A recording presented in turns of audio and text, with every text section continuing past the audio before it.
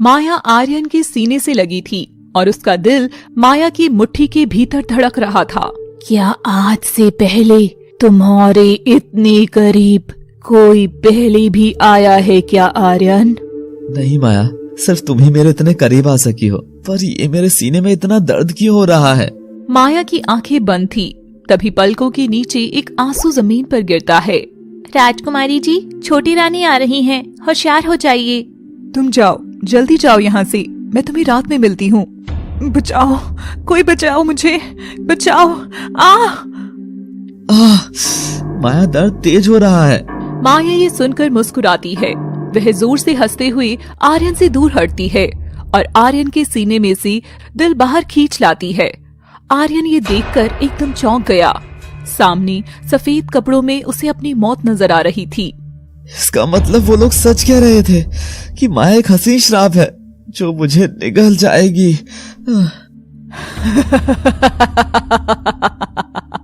माया के चेहरे पर अलग जुनून था। उसकी लाल आंखें आर्यन की मौत का इंतजार कर रही थी। तभी आर्यन जमीन पर गिर जाता है और माया उसके करीब जाकर रोने लगती है। तुम मुझसे रूठकर क्यों चले गए थे संयम? क्यों? और माया क्रोध में आकर आर्यन के सीने पर वार करने लगती है। आर्यन की लाश माया की वार से एकदम फट गई थी। तभी माया उसके दिल को चाटने लगती है। माया, तुम अचानक कहाँ खो गई? कुछ सोच रही हो क्या? आर्यन, कहाँ खो गए हो? माया ने ये सब सिर्फ अपने ख्वाब में देखा था। आर्यन की आवाज से वह होश में आती है। आर्यन सामने खड़ी माया का चेहरा देखता है तो उसे वहीं लाल आंखें नजर आती हैं। आर्यन घबराकर पीछे हटता है। तुम माया नहीं हो, आखिर हो कौन? अचानक आर्यन के सच में सीने में दर्द उठता है। दर्द से वह चिल्लाने लग जाता है।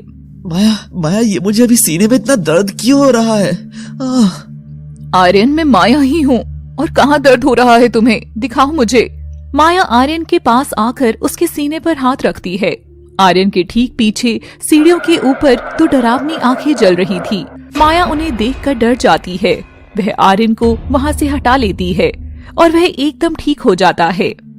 माया, मुझे नहीं पता तुम सच हो या झूठ, हकीकत हो या छलावा, मगर मैं तुम्हारे बिना नहीं रह सकता। मैं तुमसे प्यार करने लगा हूँ माया, बहुत प्यार। ये सुनते ही बाहर का मौसम एकदम बदल जाता है। बिजली कड़कने लगती है और टूटकर हवेली में लगे एक बड़े आईने के ऊपर गिरती है। जैसे ही आईना टूटता है, माया बहुत तेज हंसती है और उसकी आंखों में देखती है। वह हवेली के अंदर चलने लगती है। आर्यन भी उसकी ओर खींचा चला जा रहा था। अनन्या बाथरूम में बेहोश पड़ी थी। इस बार उसकी आंखों के नीचे हद से ज्यादा काले गहरे गड्ढे थे। वह उठती है और बाथरूम से बाहर आती है। मुझे आर्यन को बचाना होगा। ये सब जो हो रहा है, इसे रोकना ही होगा, वरना कयामत आ जाएगी। माया इठलाती सी आर्यन के आगे आगे चल रही थी। तड़पता हुआ आर्यन बार बार जैसे ही माया के करीब जाता, वो वहाँ से भाग जाती। और इस बार आर्यन ने माया का हाथ पकड़कर उसे अपनी ओर खींचा। आखिर क्या हो तुम में इतनी कशिश क्यों है? तुम मुझे पागल कर रही हो माया। बस अपनी आंखें बंद करो और खुद जानो आखिर मैं कौन हूँ। माया अपने सुंदर हाथों से आर्यन के चेहरे पर हाथ फेरती है और उसकी आंखें बंद करती है।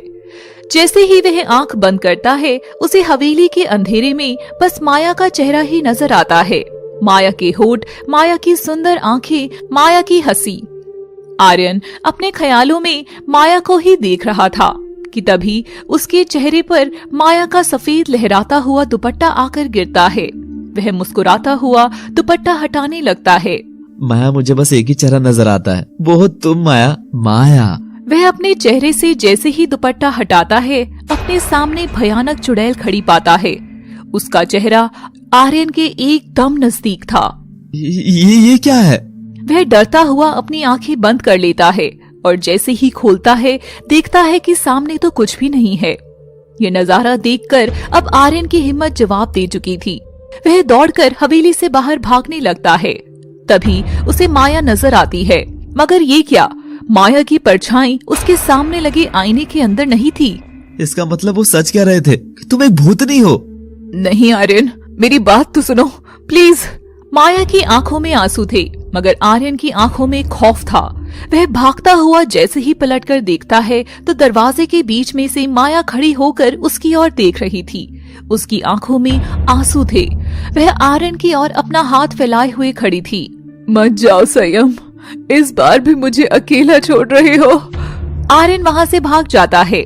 माया उसे जाता देख रो रही थी कि तभी पीछे से माया के चेहरे पर दो भयानक हाथ आते हैं और उसका मुंह भींचकर अंधेरे में ले जाने लगते हैं। डर की वजह से उसकी आंखों की पुतलियां फैल चुकी थी। नहीं।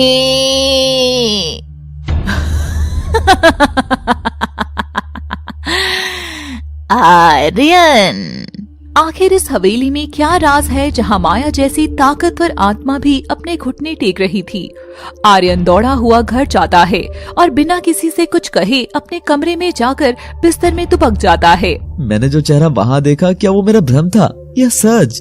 वह अपना चेहरा ढके सब भूलने की कोशिश कर रहा था कि तभी उसके कंबल पर एक हाथ आता है और उसे पुकारता है, आर्यन उठो।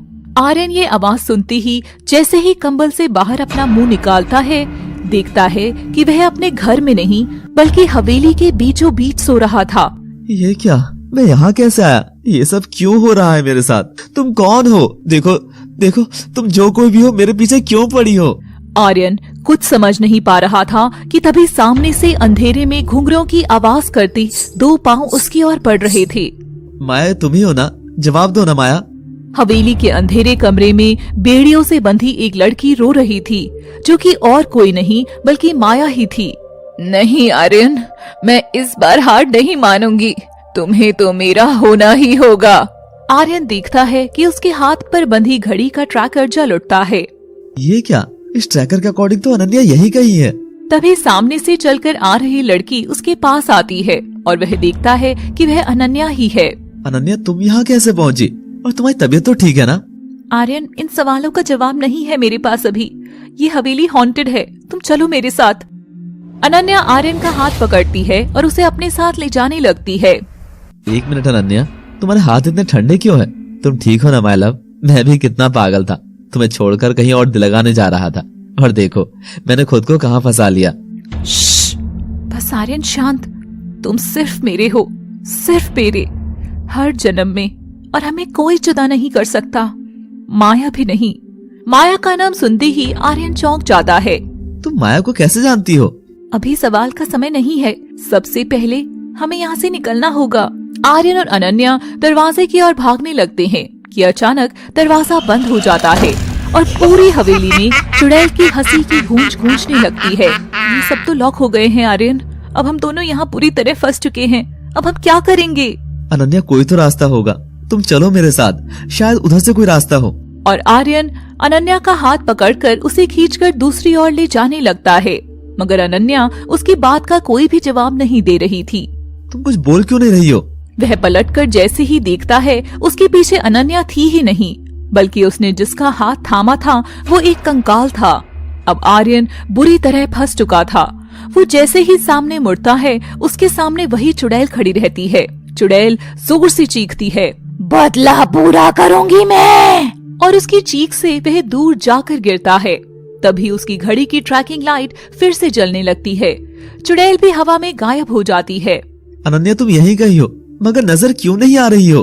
तभी उसे अनन्या की आवाज आती है। वह पीछे सीढ़ियों पर खड़ी थी और उसके सामने हाथ फैला रही थी। आर्यन बचा लो मुझे। आर्यन कुछ करता कि तभी अनन्या के आर पार खंजर निकल जाता है, जो माया ने ही निकाला था। माया नहीं। आखिर माया ने कत्ल करना शुरू कर दिया था। हवेली में लाशों की गूंज शुरू हो गई थी, मगर वो दूसरी आत्मा किसकी है जिसे माया भी डर रही थी? और आर्यन और माया का क्या संबंध है?